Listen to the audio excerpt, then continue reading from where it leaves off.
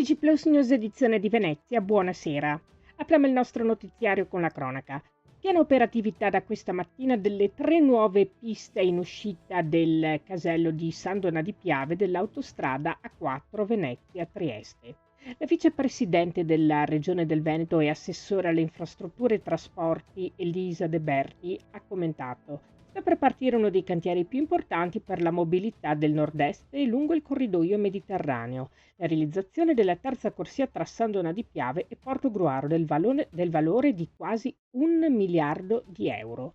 Con la conclusione odierna dei lavori al casello di San Donà e quelli in corso sul cavalcavia, è ormai pronta la culla dove nascerà la terza corsia.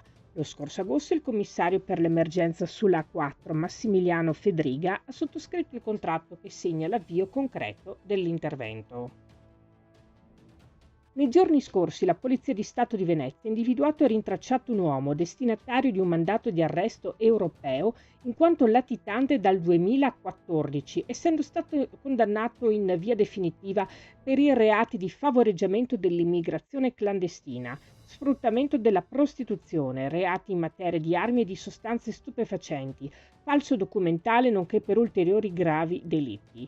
In esecuzione alla sentenza definitiva del novembre del 2014, la Procura della Repubblica di Venezia aveva disposto l'ordine di esecuzione per la carcerazione nei confronti dell'uomo, dovendo lo stesso scontare la pena di oltre 6 anni di reclusione.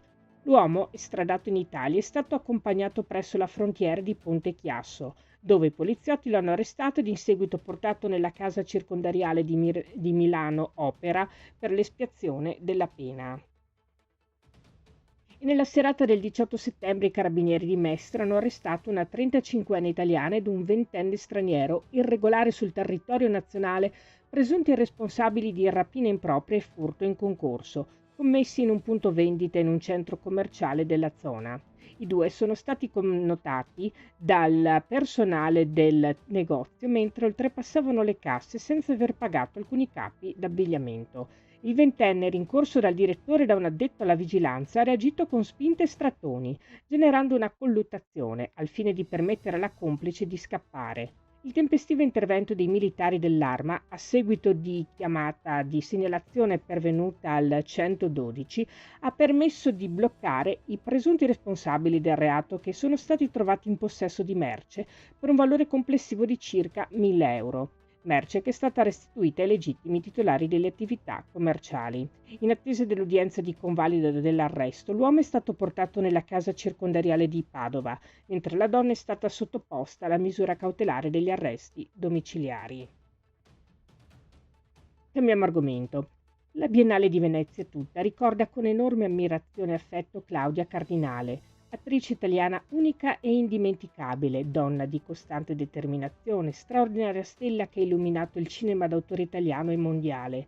Leone d'oro alla carriera nel 1993 alla Biennale Cinema, è stata una figura indissolubilmente legata alla storia della Mostra Internazionale d'Arte Cinematografica di Venezia.